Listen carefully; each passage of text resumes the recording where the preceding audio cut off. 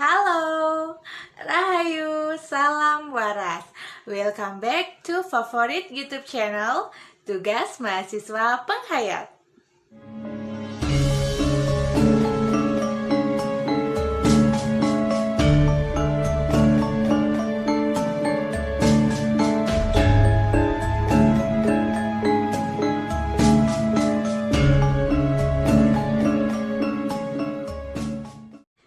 Di video kali ini kita akan membahas tugas ujian akhir semester mata kuliah Sosiologi Pendidikan oleh dosen pengampu Sony Junaidi MPD. Yeay, akhirnya kita nyampe juga di ujian akhir semester. Itu tandanya liburan semakin dekat. Nah, jadi pada bingung, teman-teman bisa nonton video ini sampai habis untuk nambah wawasan mengenai kurikulum sosiologi pendidikan. Jangan lupa sebelum kalian nonton videonya, pastikan udah like, comment, subscribe, dan juga share link video ini ke semua sosial media teman-teman. Nyalain lonceng juga biar nggak ketinggalan notif ketika kita buat video baru. Yuk, simak video penjelasannya dari aku, Agung Citra Resmi Wulangsih. Happy watching! Kita akan membahas mengenai kurikulum pada sosiologi pendidikan. Jadi, apa itu kurikulum? Hari ini kita akan membahas beberapa poin tentang kurikulum. Yang pertama adalah pengertian kurikulum. Yang kedua, tipologi kurikulum. Yang ketiga adalah model kurikulum. Yang keempat, kurikulum tersembunyi. Dan yang kelima, kurikulum dan evaluasinya. Kita akan bahas satu per satu. Dari yang pertama, pengertian kurikulum menurut para ahli. Jadi ada 4 pengertian kurikulum yang akan kita bahas. Yang pertama menurut Gratian, di mana kurikulum merupakan suatu perencanaan untuk mendapatkan keluaran yang diharapkan dari suatu pembelajaran. Yang kedua menurut Inlow, semua pengalaman yang direncanakan yang dilakukan oleh sekolah untuk menolong para siswa dalam mencapai hasil belajar kepada kemampuan peserta siswa yang paling baik. Selanjutnya yang ketiga, menurut Saylor G. Galen dan William N. Alexander, kurikulum merupakan keseluruhan usaha sekolah untuk mempengaruhi belajar baik yang berlangsung di kelas, di halaman maupun di luar sekolah. Sedangkan yang terakhir menurut William B. Ragan, semua pengalaman anak yang menjadi tanggung jawab sekolah. Nah, jadi dari beberapa penjelasan dari para ahli, kurikulum dapat disimpulkan bahwa merupakan suatu perencanaan, proses dan hasil dari pembelajaran di sekolah ataupun perguruan tinggi. Menurut Undang-Undang Nomor 20 Tahun 2003 tentang Sistem Pendidikan Nasional, kurikulum merupakan seperangkat rencana dan pengaturan mengenai tujuan, isi, dan bahan pelajaran yang cara digunakan sebagai pedoman pembelajaran untuk mencapai tujuan pendidikan. Sehingga kurikulum merupakan semua situasi atau keadaan dalam lembaga pendidikan yang dapat menyelidiki, mengorganisir, memonitor, dan mengevaluasi terhadap pengembangan kepribadian pada peserta didik. Selanjutnya, yang kedua, kita akan membahas mengenai tipologi kurikulum atau tipe-tipe dalam kurikulum. Ada 5. Yang pertama adalah berdasarkan isi, yang kedua berdasarkan model pengembangan, yang ketiga berdasarkan harapan kenyataan, yang keempat berdasarkan struktur dan materi pembelajaran, dan yang terakhir berdasarkan cakupan penggunaan. Kita akan bahas satu persatu. Kita mulai dari yang berdasarkan isi. Di sini ada 3 poin. Yang pertama adalah kurikulum klasik, di mana kurikulum ini bersifat tradisional, menekankan pada bahasa asing, bahasa kuno, sejarah, sastra, matematika, dan ilmu murni. Kemudian kurikulum yang kedua adalah kurikulum vokasional yang diarahkan untuk menyiapkan peserta didik bekerja. Jadi di sini perspektif konsep match and link, keterkaitan dan keterhubungan antara dunia pendidikan dan dunia kerja haruslah memperlihatkan suatu bentuk yang harmonis. Jadi dalam dunia pendidikan di Indonesia, kurikulum vokasional ini diarahkan pada pendidikan kejuruan dan keahlian teknis. Jadi diterapkan juga di sekolah menengah kejuruan. Kemudian yang ketiga adalah kurikulum life adjustment, di mana menekankan pada pengembangan kepribadian yang meliputi pada pengetahuan, pemahaman, dan pengalaman tentang bagaimana bisa hidup adaptif dalam menghargai kehidupan dengan berbagai dimensinya. Jadi di sini berlatih bagaimana menjaga kesehatan, kemudian mengkonstruksi hubungan sosial, atau bahkan juga termasuk pelajaran untuk bagaimana cara membangun rumah tangga. Nah, kemudian yang kedua adalah berdasarkan model pengembangan.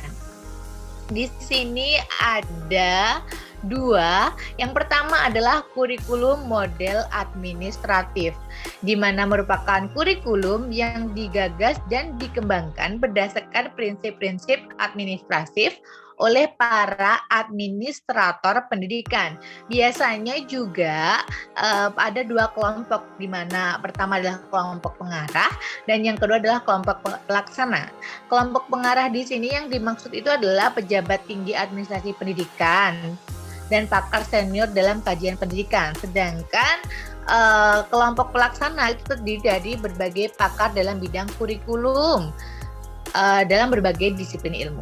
Selanjutnya yang kedua adalah kurikulum model akar rumput,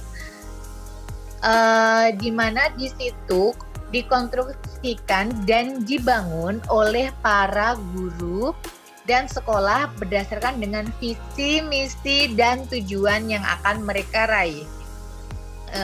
Jadi di situ walaupun masih disesuaikan dengan standar yang bersifat nasional, di sini kurikulum akar rumput itu kelulusan siswanya tidak dapat dievaluasi dengan menggunakan standar yang berlaku secara nasional, karena guru ini mengembangkan kurikulum yang berdasarkan pada konteks dan situasi kelas masing-masing. Selanjutnya berdasarkan harapan kenyataan, di sini ada yang dimaksud dengan kurikulum ideal, yang merupakan kurikulum yang dicita-citakan dan diharapkan oleh orang banyak. Sedangkan di Indonesia, kurikulum ideal ini adalah kurikulum nasional dan kurikulum tingkat satuan pendidikan atau yang kita kenal dengan sebutan KTSP. Kemudian kurikulum real. Kurikulum real merupakan kurikulum yang diimplementasikan dalam proses pendidikan sesuai dengan kenyataan. Ya. Kemudian yang ketiga, yang selanjutnya adalah berdasarkan struktur dan materi pembelajaran. Di sini ada kurikulum terpisah atau separate kurikulum. Adalah kurikulum yang mata pelajaran atau mata kuliahnya dirancang untuk disajikan atau diberikan secara terpisah-pisah. Misalnya, pada mata kuliah antropologi, itu dalam proses berbeda dengan sosiologi pendidikan, gitu ya.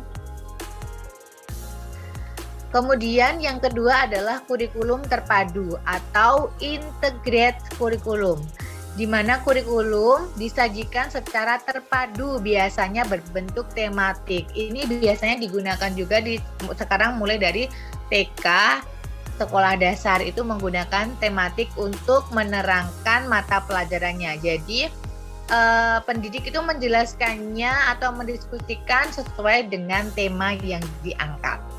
Kemudian yang ketiga adalah kurikulum terkorelasi atau correlate kurikulum, di mana kurikulum yang bahan ajarnya dirancang, dikonstruksikan, dan disajikan secara terkorelasi dengan bahan ajar yang lain. Misalnya, untuk memahami beberapa materi dari sosiologi konsumsi, dengan beberapa materi dalam sosiologi kebudayaan. Jadi dikorelasikan. Selanjutnya, misalnya mengambil mata kuliah sosiologi kontemporer, maka terlebih dahulu harus lulus dalam mata kuliah sosiologi klasik, seperti itu. Nah, selanjutnya berdasarkan cakupan penggunaan. Ada yang pertama adalah kurikulum nasional, yang merupakan kurikulum yang diinisiasi, dirancang, dan dilaksanakan secara nasional. Di sini biasanya dikonstruksi oleh suatu tim nasional yang melibatkan berbagai pakar tingkat nasional dari berbagai bidang keilmuan.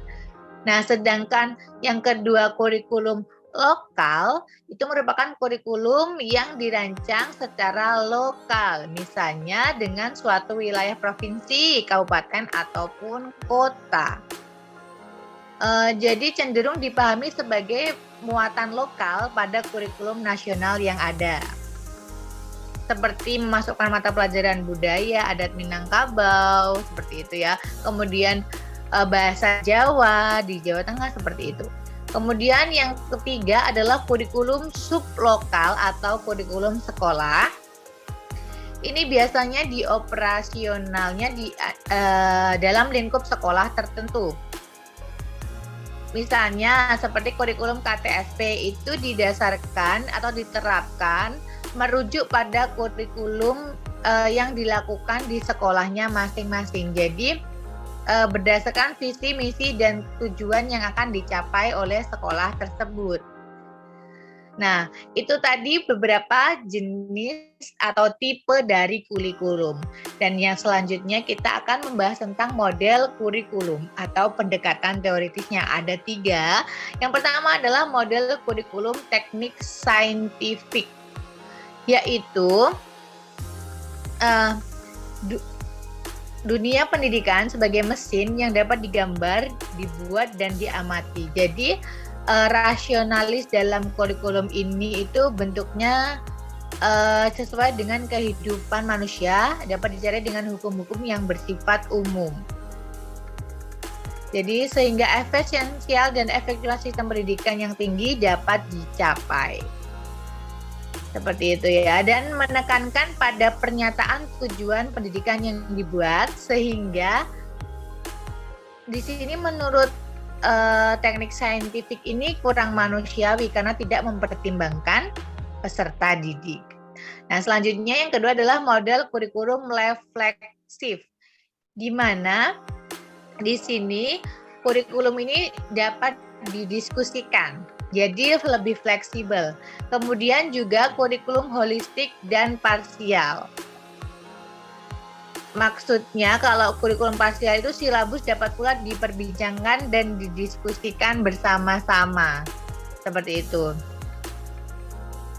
Selanjutnya adalah model kurikulum yang relasional, di mana kurikulum yang mempertalikan materi di sekolah dengan struktur sosial. Jadi dikombinasikan antara materi yang ada di sekolah dengan aspek-aspek di kehidupan.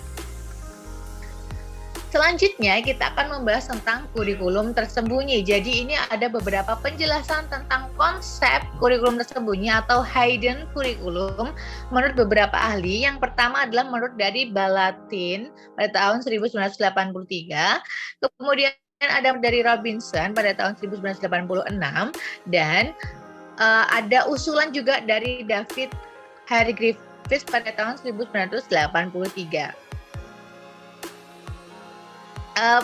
Balatin menjelaskan bahwa kurikulum tersembunyi itu merujuk pada peraturan, regulasi, dan rutinitas yang mana partisipan sekolah mesti menyesuaikan dirinya. Kemudian menurut Robinson adalah kurikulum Jackson untuk menunjukkan pelajaran-pelajaran yang diperoleh oleh para murid untuk menghadapi kenyataan. Sedangkan menurut David Hargreaves adalah konsep prakurikulum yang menunjukkan pada sesuatu yang diajarkan dan dipelajari bersama dengan kurikulum resmi atau formal.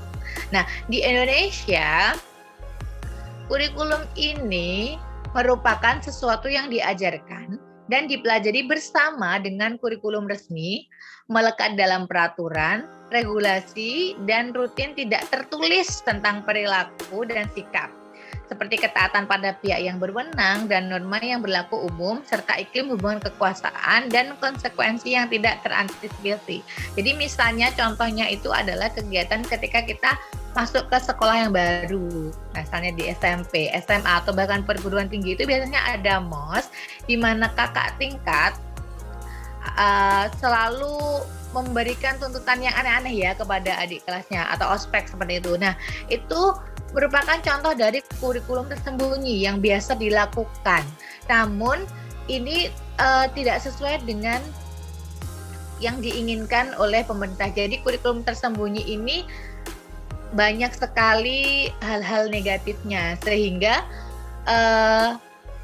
beberapa kurikulum tersembunyi ini bertambah negatif dan dilarang di Indonesia ini, karena banyak sekali merugikan, tidak tertulis, tidak terorganisir dengan baik, tapi tetap dilaksanakan, dan itu tidak diperbolehkan kurikulum tersembunyi ini. Nah, selanjutnya yang terakhir adalah kurikulum dan evaluasi. Evaluasi itu adalah sebuah penilaian. Jadi penilaian kurikulum itu dilakukan dapat dipahami secara holistik dan juga secara parsial. Holistik itu artinya secara menyeluruh. Jadi penilaian yang dinilai pada kurikulum itu biasanya adalah isi atau substansi. Kemudian yang kedua adalah proses pelaksanaan program pendidikan. Yang ketiga adalah kompetensi lulusannya yang mendapatkan penilaian. Kemudian yang keempat adalah pengadaan dan peningkatan kemampuan tenaga kependidikan.